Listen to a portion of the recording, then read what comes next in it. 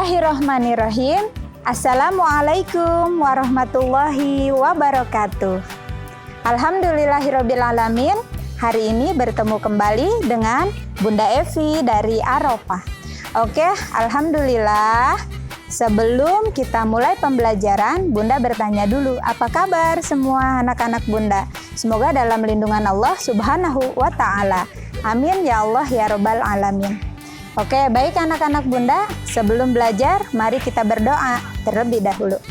A'udzu billahi minasyaitonir rajim. Bismillahirrahmanirrahim. Raditu billahi robba wa bil islami dina wa bi Muhammadin nabiyya wa rasula. Rabbi zidni ilma warzuqni fahma birahmatika ya arhamar rahimin. Amin. Alhamdulillahirrabbilalamin. Baik anak Bunda semua, kali ini kita akan belajar tentang teks non-fiksi. Mari kita simak video berikut ini. Oh iya, jangan lupa like, comment, share, dan juga subscribe ya. Oke, kita mulai videonya.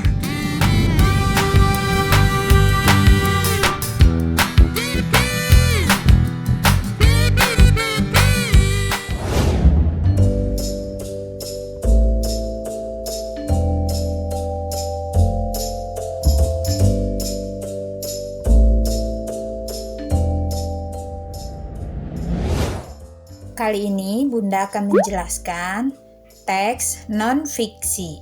Artinya adalah sebuah teks yang dibuat dengan berdasarkan kenyataan yang benar-benar ada. Realita tanpa harus mengada-ada atau dengan hal lain yang benar terjadi dalam kehidupan sehari-hari. Selanjutnya, pembagian teks non-fiksi itu ada dua. Ada teks non-fiksi murni, contohnya laporan, pengamatan, skripsi, tesis, dan lainnya. Untuk selanjutnya, teks non-fiksi kreatif, contohnya novel dan puisi. Sekarang, struktur teks non-fiksi, yaitu orientasi, adalah bagian yang berisi sebuah pengenalan dari tema, latar belakang, serta tokoh cerita. Lalu, urutan peristiwa. Selanjutnya, apa saja sih ciri-ciri dari teks non-fiksi? Yang pertama, memberikan informasi. Selanjutnya, bahasanya formal dan resmi. Kemudian, bermakna sebenarnya. Lalu, sesuai data. Bahasanya ilmiah dan bisa dari pengembangan naskah non-fiksi. Untuk unsur non-fiksi, itu ada apa saja? Yaitu tema, alur, setting waktu dan tempat, sudut pandang, amanat, tokoh, dan gaya bahasa. Contoh dari teks non-fiksi itu, misalnya teks penemuan televisi, biografi, sejarah, tulisan ilmiah, laporan hasil percobaan, dan lain sebagainya. Nah, bagaimana cara mencari informasi dari teks non-fiksi? Ayo kita ikuti langkahnya. Yang pertama, bacalah teks dengan saksama secara keseluruhan. Yang kedua, menandai hal-hal yang penting. Yang ketiga, menuliskan informasi dengan mengajukan pertanyaan dengan menggunakan kata tanya adik Simba. Masih ingat kan adik Simba? Selanjutnya, yang keempat adalah menjawab pertanyaan yang terkait dengan teks tersebut. Baiklah, sekarang Bunda akan memberikan contoh sebuah judul teks non-fiksi, yaitu mencegah bahaya demam berdarah. Nah, sekarang kita akan melihat kata kuncinya. Yuk kita cari. Kata kuncinya adalah mencegah dan demam berdarah. Contoh yang kedua adalah mencegah wabah COVID-19. Nah, apa kata kuncinya? Yaitu kata mencegah dan juga kata COVID-19. Apa sih kata kunci itu? Kata kunci adalah kata-kata yang penting dan sering muncul di dalam sebuah teks. Sekarang, bagaimana cara kita memperkirakan isi teks non-fiksi? Oke, memperkirakan teks non-fiksi itu bisa dilihat dari judulnya saja. Sama seperti judul yang sudah tadi Bunda berikan.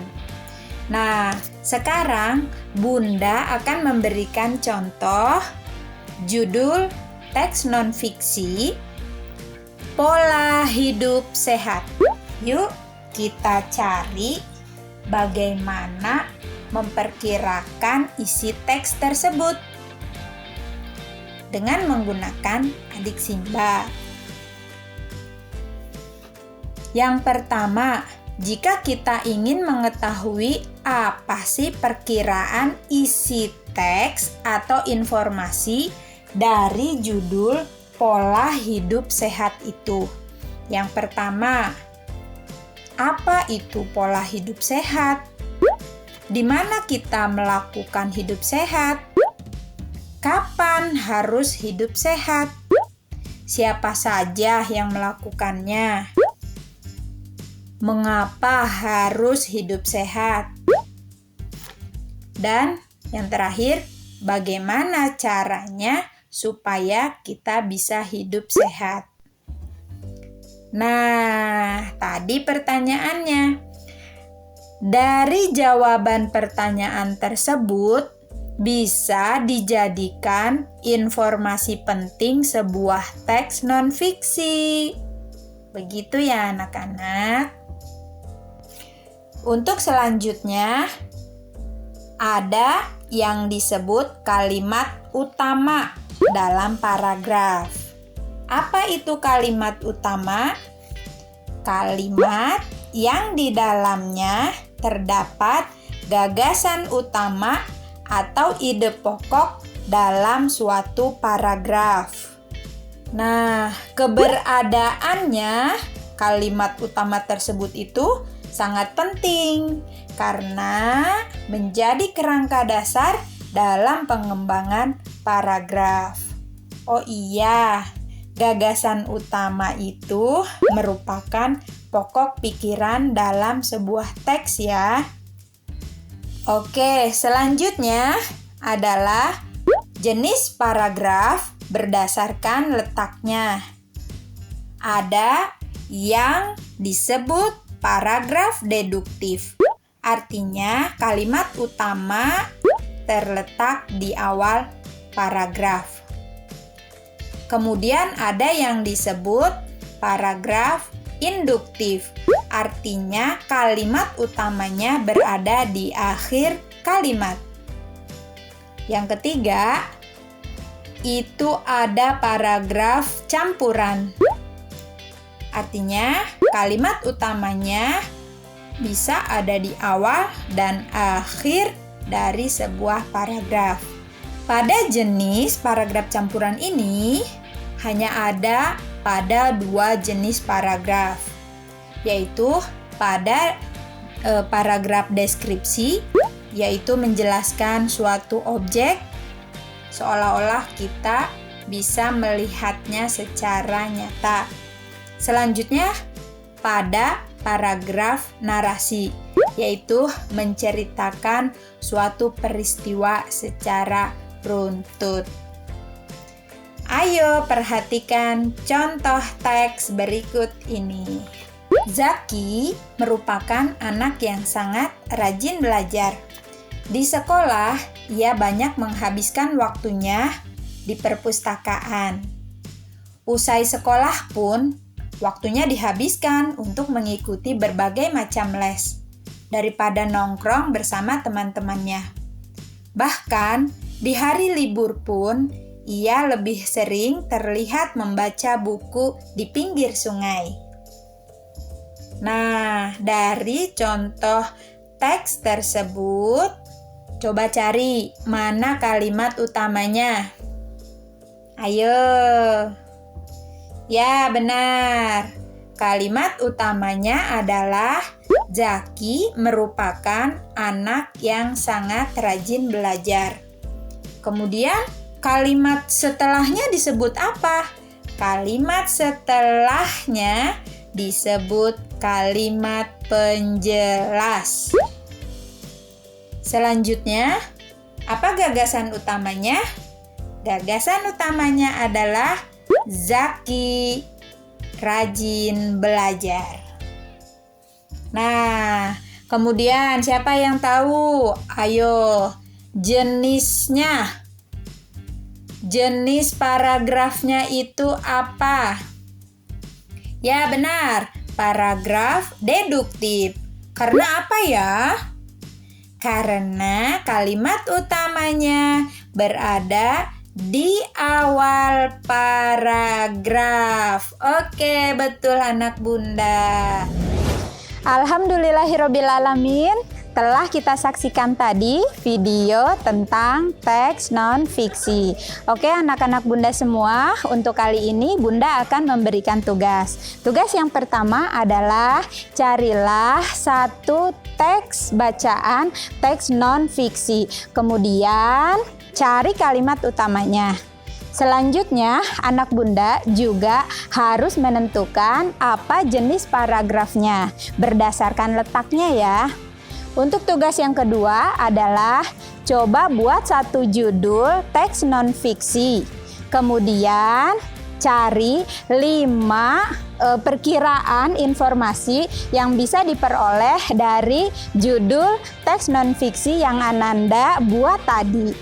Tulis tugas tersebut di sebuah kertas HVS, kemudian dikumpulkan ke bunda guru. Oke, bunda ucapkan selamat berlatih. Baiklah anak bunda semua, alhamdulillah sekian tadi pembelajaran kita. Semoga anak-anak bunda paham dan semoga Allah mudahkan. Oke, untuk itu bunda selalu berpesan kepada anak bunda untuk selalu melakukan 3M, yaitu mencuci tangan, memakai masker, dan menjaga jarak ya nak. Jangan lupa kita berdoa kepada Allah Subhanahu wa Ta'ala, semoga Allah memberikan kita kesehatan. Amin ya Allah ya Rabbal Alamin. Oke, baiklah kita ucapkan hamdalah. Alhamdulillahirabbil alamin. Terima kasih bunda ucapkan. Wassalamualaikum warahmatullahi wabarakatuh.